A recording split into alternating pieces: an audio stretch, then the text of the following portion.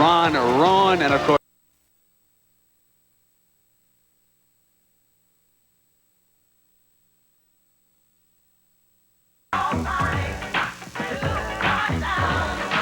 of Georgetown, Willie Glass, a forward from St. John's, David Wingate of the Hoyas, and Shelton Jones, a sophomore for the Redmen of Louis Carnesecca. Ralph Dalton and Walter Berry underneath. Berry out of position, but they don't have a natural center at St. John's. Michael Jackson and Mark Jackson, a key matchup in the backcourt. Those are the 2 point guards. Horace Broadnax for Georgetown. Ron, and of course Rowan now occupies the spot that Chris Mullen had a year ago for Coach Louis Carnesecca. Note immediately that Carnesecca did not break out a lucky sweater for this game against Georgetown. He said simply, I'll break it out when we really need it. How do you take that, Brent? If he doesn't need it today, he's not going to need it all year. I mean, he's got to keep momentum going and try to win this Big East game at home. You know, this is a tough conference, and you've got to win your home game. So Louis must know something we don't. Tough to beat Georgetown in Madison Square Garden. They have won 8 straight games here. That's a 2-year span. The Big East plays its tournament here annually, and the Hoyas have been tough. St. John's with the first possession. Walter Berry, and he was fouled as he rose up, and it was Wingate who was whistled with the first personal in the game. Walter upset that he missed that shot. He's absolutely deadly inside that paint. When he gets down there, he creates as well as anybody, and I'm surprised they were able to get the ball inside so easily. Billy, St. John's comes in here having played 3 straight overtime games in the Big East, and they lost their last one to Boston College. That was up in the Boston Garden. Players are pretty resilient in regard to not being tired, but Louis is asking these fellas to play an awful lot of consecutive minutes, and there's Berry coming up short. Michael Jackson, the point guard for the Hoyas, comes to Wingate. John Thompson will use 10, 11 men here this afternoon. He is much deeper than Carnesecca is. Inside to Dalton. Straight man-to-man. Broadnax with the game's first field goal. I'm surprised Rowan tried to help out on Dalton inside because Berry can handle him in a man-to-man situation. You can't slough off on a man like Broadnax. Now here's the pressure that Georgetown will apply in the backcourt, and they'll go right at number 13, Jackson. Rowan, you can see, helps out and gets the ball across the midcourt line for the Redmen. John Thompson signaling the defense as he stands on the far sideline. There's his own defense by Georgetown. Boston College shut Berry down with a box-and-1, which you don't see very often played on an inside player. Georgetown used the box-and-1 against Chris Mullen last year, and St. John's had trouble with that. Glass wings it to Rowan and then gets it back for the shot outside. Normally not a good outside shooter, missing that time. Offensive rebound. Berry coming up, and he misses, and Dalton controls. Great job by Ralph Dalton defensively just to hold his ground. Broadnax puts it down, comes the baseline, missing, Berry controlling, and the Redmen will come up. You'll notice that Georgetown, known for their aggressive defense, has packed their defense way back in, and they're very passive on the outside. Dalton got a hand on Jones's shot, quickly to Wingate, and the Hoyas on the run. We're going to see today in Wingate and Williams 2 of the best slashing type players in the country when it comes to going from the perimeter on the drive. Note the Georgetown uniforms. Those are not T-shirts. They have been sewed into the jersey this year. Pat Ewing, of course, popularized the T-shirt look at Georgetown. Now they've made it part of their uniforms down there for John Thompson. You see Georgetown packed back in, everybody inside the paint defensively. Very seldom do you see them play this type of defense. They're not going to let Jackson play catch, and Jackson outside. Yanked back down by Reggie Williams, and there was a foul called inside. Good block out by Broadnax, forcing Willie Glass to go over his back. Now, if you're Louis Carnesecca, you have to look at that defense right away and say, okay, we've got to get Rowan and Jackson in a position to take some perimeter shots here early in the game because you're not going inside to Walter Berry. Here's Reggie Williams. He's as smooth as butter player. And Wingate pops one in. There's another problem for St. John's. How do you match up with Wingate and Williams? They've got one man, Glass, that can guard one of them. But Shelton Jones is the problem. Berry. Shelton Jones showing good play on the break. He can handle the ball for a man his size. Excellent judgment on his part, and when Walter Berry gets around the basket, there's not a man in the country that can stop him one-on-one, and that included Patrick Ewing. Dalton is assessed the personal, his first. And one of the things, Brent, that made the Georgetown press so tough is that if you beat it, you always had Patrick back there. Now, Dalton has done a fine job, but he is not Patrick Ewing. Williams brings it up for Thompson. This is Michael Jackson. Inside to Dalton, looking for a cutter. Keeps it. Blocked. Barry stays with him. Now rejects another one by Reggie Williams underneath. But he comes back with a third shot attempt and they bury it.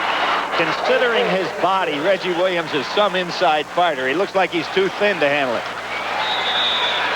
St. John's ball, but this pressure is working effectively against the Redmen. They've got the wrong men handling the ball when they come across that midcourt line. They've got to have the ball in either Jackson or Rowan's hands and get Barry underneath to be effective here today. You know, as Broadnax comes out on Rowan, Jackson and Rowan have got the jump shots. One of the things I think the tempo of this game favors Georgetown, even though St. John's looks good on the break right now because of the depth of that bench. St. John's has shot only 1 of 5 against this Hoya defense off the top of this game. Rowan would be a lot better being away from Wingate, over here on the smaller side to get his jumper off against Broadnax.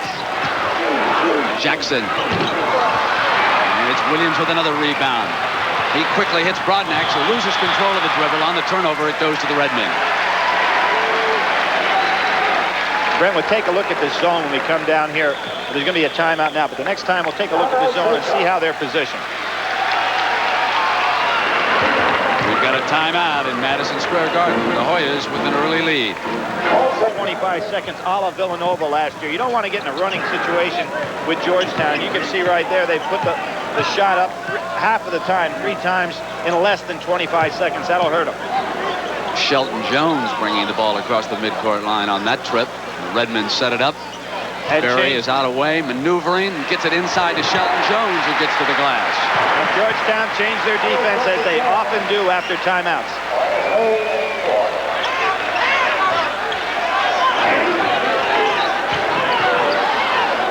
Michael Jackson. Jones off with a rebound, puts it on the floor. He is a good ball handler for a big man, and he's a key player for Carnesecca this season.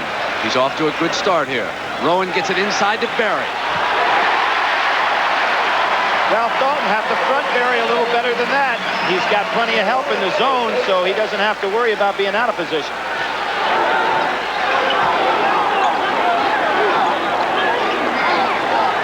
Broadnax now comes out and brings Rowan with him, maneuvering for his shot. Rebounded by Jackson, taken away by Broadnax, and there is a foul call. That's his first. Broadnax does have a little speed advantage over Rowan. With 2 field goals, Carnesecca's Redmen are right back in this at 8-6. 14:57 to go first half, Madison Square Garden. Tough to press Jackson. He's got good size, really handles the ball well.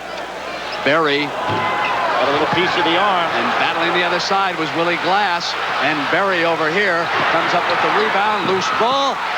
Jackson with control.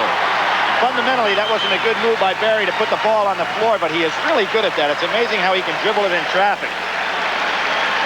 Glass cuts. Nice. And drew the foul.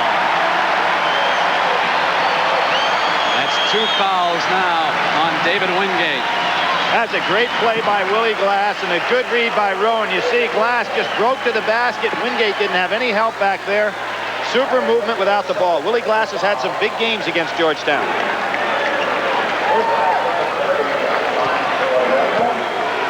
Wingate's second personal foul. Fortunately for John Thompson, he's really blessed at that position. He's got a lot of good perimeter players, although they're young.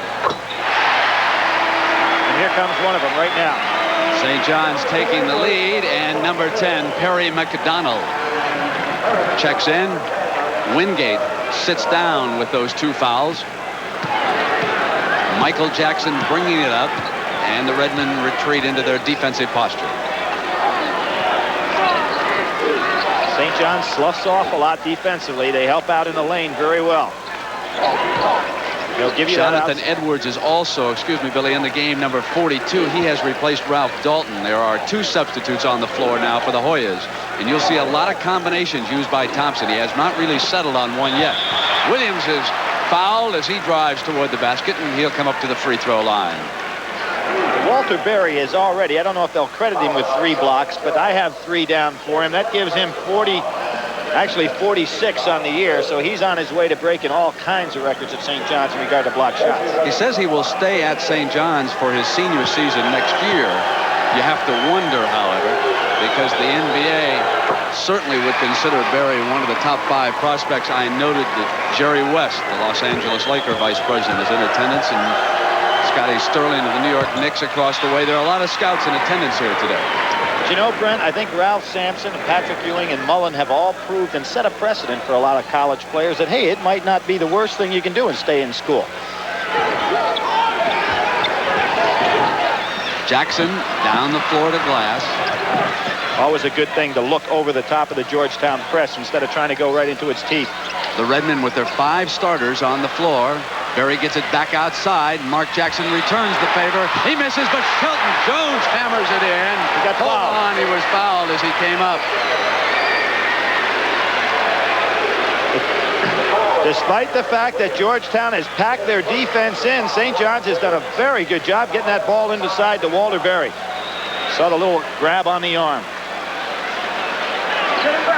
Thompson over there with Michael Jackson, and Walter Berry has missed 3 free throws here already this afternoon. St. John's a very good free throw shooting team. And Walter shoots normally 72% on the year, so as long as he keeps going to that line, it'll eventually balance out.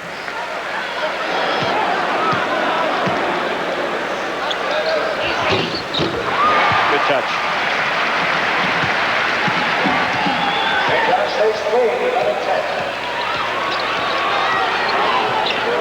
McDonald whips it into Williams. Glass tightens up. Nice move by Reggie. Missed the shot and taken back down by Berry. Harry McDonald really went hard to the boards that time, but Walter's a man among boys in there at this point in the game.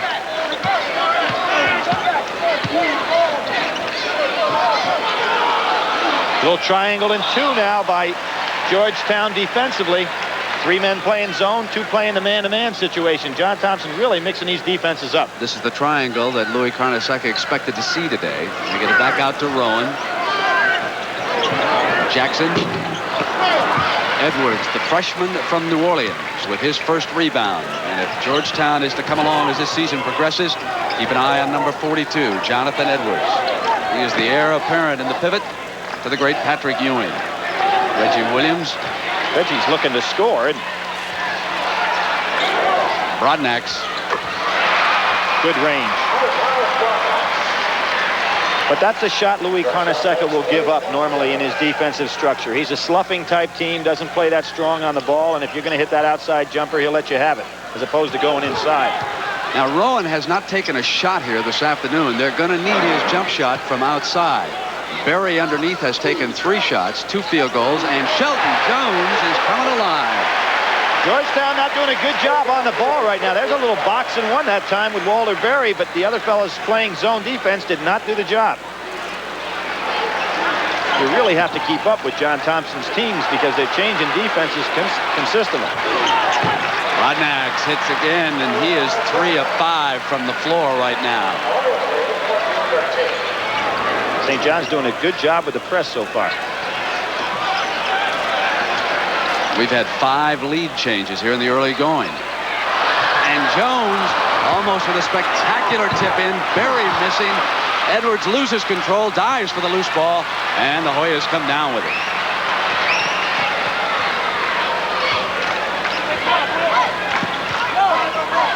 Well, Broadnax is open again.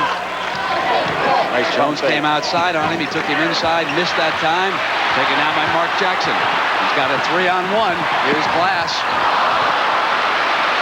Probably made the wrong decision there. He had Rowan for a much easier shot. Willie Glass probably needed to put the ball on the floor, but Jackson, pretty good distributor on the break.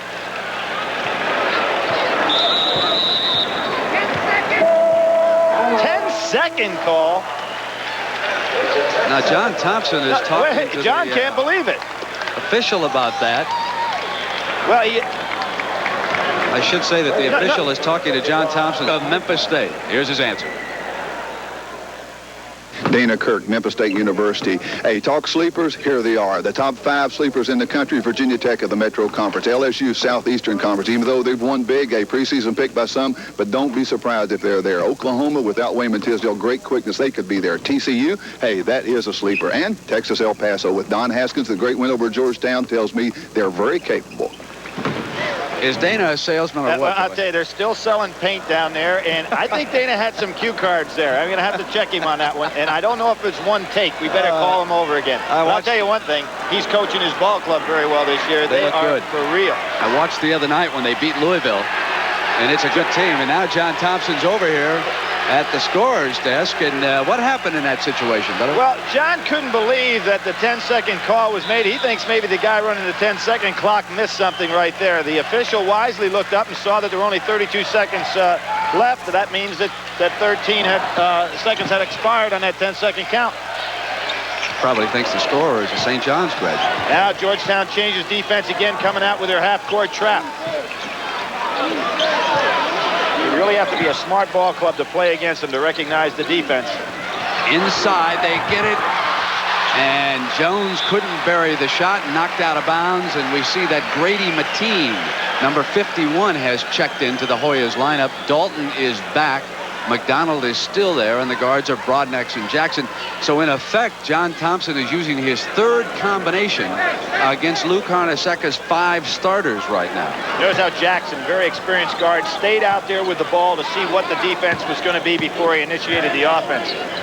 Smart move. St. John's got to get some shots to Rowan. You see him attacked by Mateen and Broadnax when he got the ball. Here is his first shot. Misfiring. McDonald rebounding. Off now to Michael Jackson. Gets to the baseline and inside. Off is Shelton Jones, who's off to a fine start. Willie Glass. Something unusual almost happened there, Brent. The force of Glass's shot had the net ripping, and it almost threw the ball back out again. Watch the net come up here. Almost threw the ball back out. It would have been no basket. Glass is great on the end of that break. That time he had the perfect position to go to the hoop.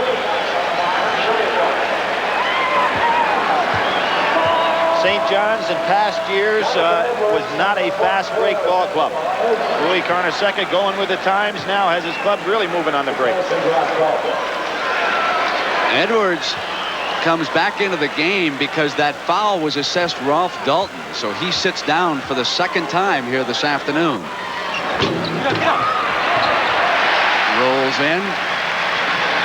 You pointed out, Brent, St. John's a good free throw shooting team. You take the ball to the basket like they are and get to the line, really helps them. Billy, they've shot 76% this year to Georgetown's 65% from that free throw line.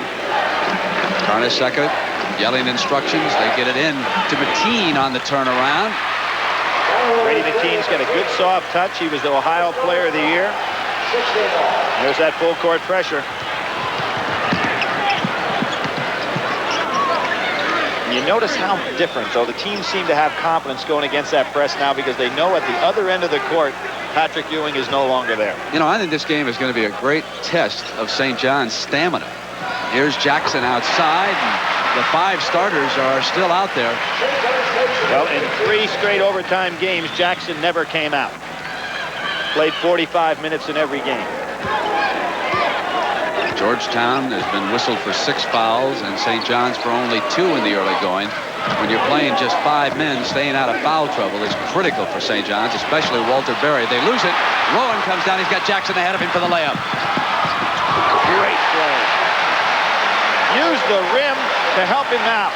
Super play by Jackson. He's looking for some respect. National respect as a point guard. You know, Billy, he looks better to me now that it's his team than he did a year ago when he played behind Mike Moses. His chest is puffed out. He seems to have confidence in himself. Jackson missing. Glass will let the ball go out of bounds. It goes over to St. John's.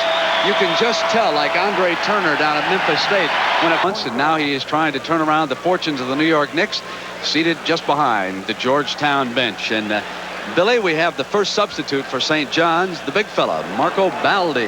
What do you know about him? Well, he's only 18 years old. He looks like Jerry Cooney's double. He looks like he's about 35.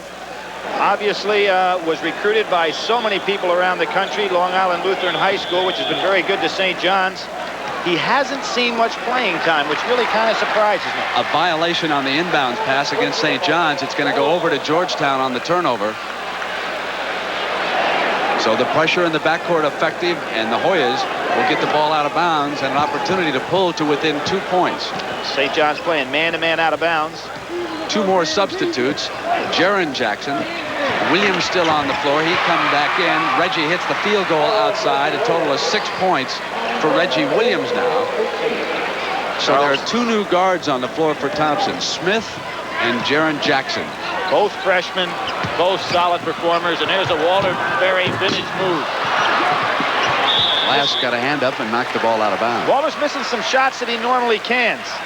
When he goes across that lane, he creates a shot that normally goes in. The team signaling the play. Freshman Smith got it over to Jackson. I was very impressed with Jackson in practice yesterday. St. John's goes to a little zone here. 2-3 zone with Baldy right down under in the blocks in the middle. Smith has quickness. Jackson traveled. St. John's ball. Jaron Jackson had one big game already this year. He's going to really be an explosive perimeter type player. Can play guard or the small forward position.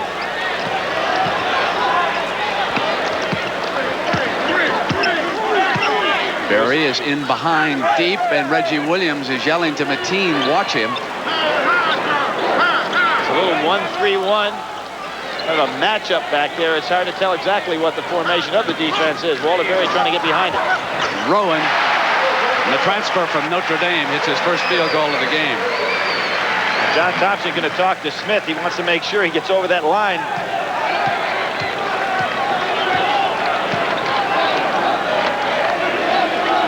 St. John stays in the zone. Without Ewing, Georgetown does not get nearly as many shots inside. 5-second count. Well, right now, you're looking at John Thompson out there with 3 freshmen and a sophomore. When he played Connecticut the other night, Billy, you never knew which 5 he was going to have on the floor. I don't think John has really settled yet on his combinations. And, of course, he wants to give his freshmen some playing time in January and February and obviously get them ready for the tournament. He understands what college basketball is all about and the fact that we have a national championship that's crowned in the month of March. So he really spends that December and early January in preparation to finding out where he's going to be in March. Baldy has not handled the ball on offense yet.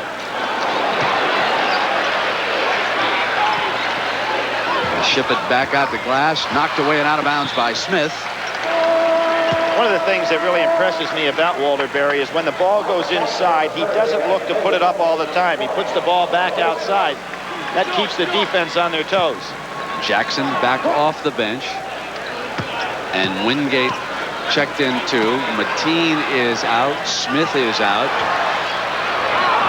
Mark Jackson short. Glass with an offensive rebound missing. And Berry comes back up, and there is a foul underneath. If St. John's had been scoring off those offensive rebounds, Billy, they'd have about a 10-point lead by now. Of course, you get banged around pretty well with the body inside when you play against a Georgetown club, but those are shots that Walter Berry is accustomed to making. He's making 65% of his shots on the year.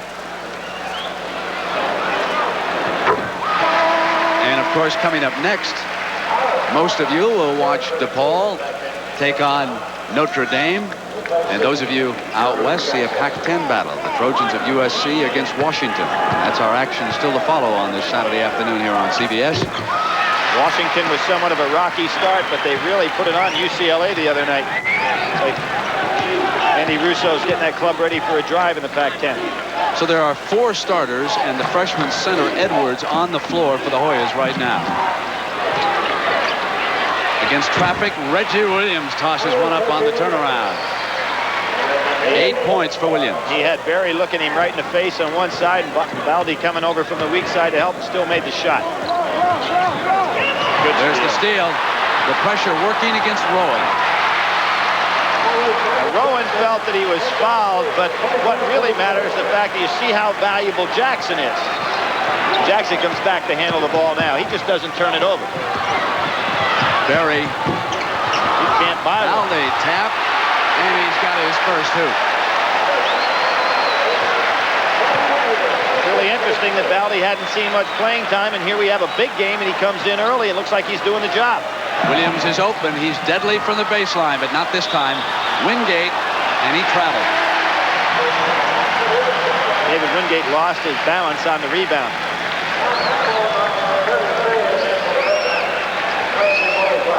Here we see the press again, and don't be surprised to see Jackson eventually come back and get that ball. Now also on the floor is John Hempel for St. John's, and an offensive foul is called as Rowan twice has turned the ball over, trying to come between two defenders that time. Well, Brent, as I mentioned, they have to have Jackson back there to bring that ball up against the pressing. Any kind of trap that Georgetown would throw out there. When Jackson leaves to go down the other end of the court, St. John's doesn't handle it near as well. St. John's staying in that zone since Baldy came into the game. Williams, boy, Georgetown's more of a perimeter shooting team than they were, aren't they? They get it back. Michael Jackson. Wingate. Nice job by Baldy. Banging inside was Williams, and Hempel fouled him. It's kind of interesting to see that St. John's without an inside game, Georgetown without an inside game, Brent, it's very difficult to win on that perimeter. It's tough for blocking out on the inside, and they're just not getting any easy baskets. Shelton Jones returning for the Redmen. Louis Carnesecca got some valuable minutes out of Baldy. St. John's up by 4, make it 2, as Brodnax, who's had the hot hand from that backcourt, now goes 4 of 7 from the floor. That one almost got away. Short. The Hoyas can tie it. Brodnax. Great job. Does. Now you notice how St. John's kind of lost their composure a little bit here. And it's against the pressure in the backcourt that turned it around. Now quickly to Berry. And Jackson said, let's get the ball back out and get settled down. Good move by Jackson. They cannot afford to get in a running game, even though they've been successful somewhat on the break. They can't be in a running game with Georgetown. 3:50 to go in the first half. Ron Brown of the Los Angeles Rams will be on live at halftime. We'll talk about the Ram-Bear game tomorrow. Hempel puts St. John's ahead. Hempel, an outstanding player at the University of Massachusetts. A big scorer up there before he transferred to St. John's. Wingate comes baseline. Berry doesn't let him come through, and Jones quickly moved over to help out. When you play as few men as Carnesecca does, one way to give them a rest is to use that zone defense and let them sit back in it for a time. Wingate. Mark Jackson. Berry's on his right. Maneuvers and is blocked. Jackson runs it down, but a great block by Reggie Williams. Rowan. Walter Berry with an offensive rebound. Oh, what a move! Inside a 3-man. What a move! Now last year Walter Berry would have turned back outside. This year he will turn inside to the baseline, and he is lethal coming down the line. That's a new move that he worked on during the summer. One of the things about him too, he looks to the outside, so he never looks at the basket. It's hard to tell when he's going to go to the hoop. Jackson. Downtown, long shot. Loose. Hoyas. Michael Jackson again.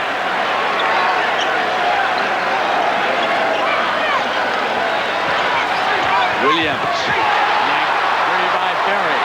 Jackson. It's 3-on-2. Pass off Shelton Jones' hands, out of bounds. I think Brodnax got a little piece of that and probably altered how the pass was coming to Jones. Louis likes this running. Here's Walter Berry on the move. Looked like he was passing it outside. Did the great spin on the inside. Timeout in the Garden. We'll be right back. Half live from Chicago. We're going to be talking with Ron Brown as the Rams get ready for tomorrow's championship game. There is Ron standing by. Notice he's wearing a T-shirt, folks. It's not all that cold in Chicago, and no one's smiling more about that than Ron Brown. Then Billy Packer has a superb story on a star from Miami of Ohio, and he's going to be going #1 in the NBA draft. We're going to take a look at Ron Harper. I sure enjoyed that piece, Billy. Well, it is. It's a very interesting piece. Not about basketball, but obviously he can really play the game. All right, we've got a good one here. It's 30-26. St. John's with a 4-point lead. 2-minute mark. John Thompson has used his bench as we expected here in the first half. Carnesecca sticking pretty much with his 5 regulars. And goes back to man-to-man after the timeout. Jackson missing Shelton Jones, who after a break comes back in and is starting to play like they expected him to. Rowan gets it inside to Berry. Ball was on the floor. Well, you notice Walter Berry took that shot up as if he was going to shoot it immediately. When he had the defender in the air, he pulled it back down and drew the foul. He is so good at that. You know, Billy, near the conclusion of this game today, you and I are going to select a Chevrolet Most Valuable Player from each team, and Chevrolet will donate a $1,000 scholarship to the General Scholarship Fund of both St. John's and Georgetown. Walter Berry's been to the foul line over 125 times this year. That's almost 50 more than anybody else on his ball club or Georgetown. Shows you how valuable he is inside, drawing the fouls, not only from a standpoint of scoring points, but putting the other club in defensive foul problems. Well, he shot 9 free throws already here this afternoon. Hit on 5. From the floor, Berry has taken 8 shots and hit only 3. Loose, and Mateen tracked it back down for the Hoyas. Missing, and now it is Wingate. Had a screen, elected not to use it. Mark Jackson runs it down. Jackson doing a good job coming back in there to help out on the rebounding. Now he's starting to change pace a little bit in regard to how he goes offensively. There's where Berry is unstoppable if you can get him the ball in low. Just create shots. Watched him in practice yesterday throwing one over his head. Back to man goes St. John's. Now remember that the loser of this game is going to be 2-2 in the Big East. Both teams have been beaten as Mateen hits the field goal and pulls Georgetown back to within 5 points. We're inside of 1 minute now in the first half. Pittsburgh defeated Georgetown, and Boston College down St. John's in a tough overtime game. Hempel for the Redmen missing. And it's Berry knocked out of bounds by Georgetown. Michael Jackson with a hand on it, and the Redmen will get to set it up. That loss to BC by St. John's is the first time in 9 road conference games that St. John's have been beaten. That's quite a record. So the Big East going to be very competitive. Look for Syracuse to be a force all year long. On Wednesday night, of course, down in Landover, they will play these Hoyas. There's the zone by Georgetown. And look for Pittsburgh with an awful lot of physical talent to be in the thick of that race also. I remember reading somewhere recently that Georgetown did not miss Patrick Ewing. I'm here to tell you that that is not true at all. What a different ball club it is. They are not nearly as strong in the middle. Jones and Berry. I know that the team checked in earlier this week on into Chicago. How has the weather been, and how have you found conditions in Soldier Field? The weather's not too bad here. It's not as cold as we expected, and we've been having some good practices since we've been here. We feel good. We're ready to play. You know, the Bears are very confident, Ron, that they can win this and wind up in the Super Bowl. Tell me about the mood and what the Rams are talking about. We've been talking about the Super Bowl shuffle a little bit, and we've been talking about what we need to do as far as our game plan and how we need to play from quarter to quarter. It's going to be a good game, and may the best team win. All right, one of the things they need is a kickoff return by Ron Brown. We're going to show one of the 2 you got against Green Bay. What do you look for, Ron, as you come downfield? We have 10 other guys out there that do an excellent job blocking, and I look for the double team on the blocks, and I just try to hit the hole as fast as I can and then try to make it a foot race. Now, this was on grass in Anaheim, Ron. You're going to be on turf in Chicago. How does that affect your speed? Do you like running on that artificial surface? The turf is a lot better. It's a lot faster. I enjoy running on the turf. You can make a lot better cuts on the turf. It's going to be fun.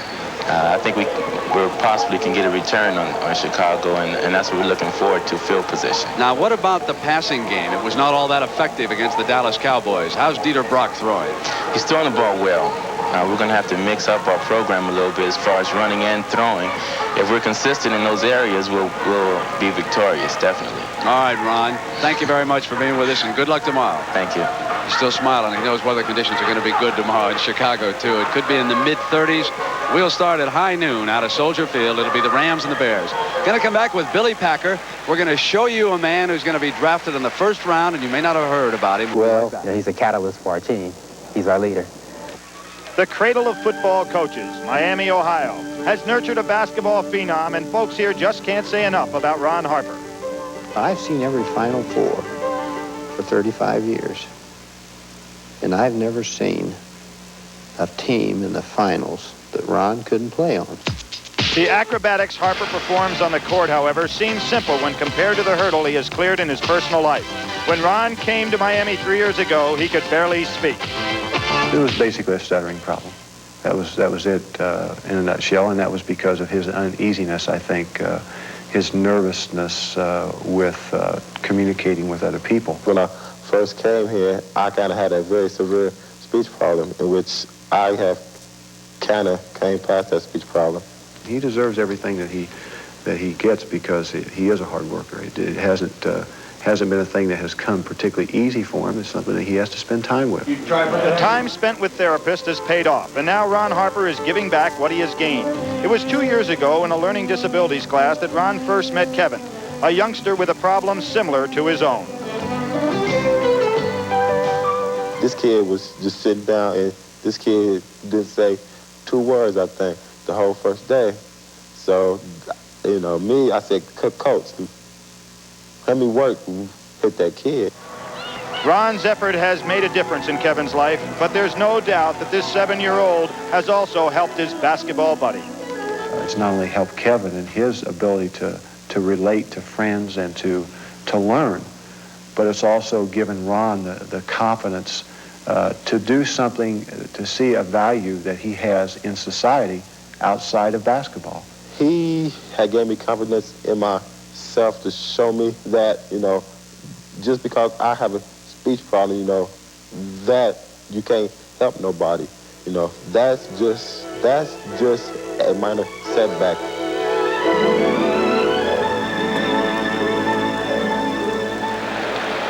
What a nice, warm story, Billy. A very good story. I have never seen Ron play in person. I've watched a lot of tape on him. I think we're talking about one of the key basketball players in the United States right now, and I hope over the course of the year we get a chance to see him in the NCAA tournament. There's another good player that most of you are going to be seeing a little bit later here on CBS, and that is David Rivers, the outstanding Notre Dame guard when they go up against DePaul. Billy, how good is Rivers in the backcourt for Digger Phelps? Well, with the ball, he is just sensational. A great leader. Remember last year when the ball went off his foot and North Carolina was able to upset Notre Dame when Notre Dame looked like they had the game won in the NCAA tournament. But he is a sensational player, very flashy, and he'll lead Notre Dame's club. Okay, so Notre Dame DePaul for most of you. Out west, of course, is USC Washington. We'll continue on CBS. All kinds of trouble for the Bulls. He comes up with it.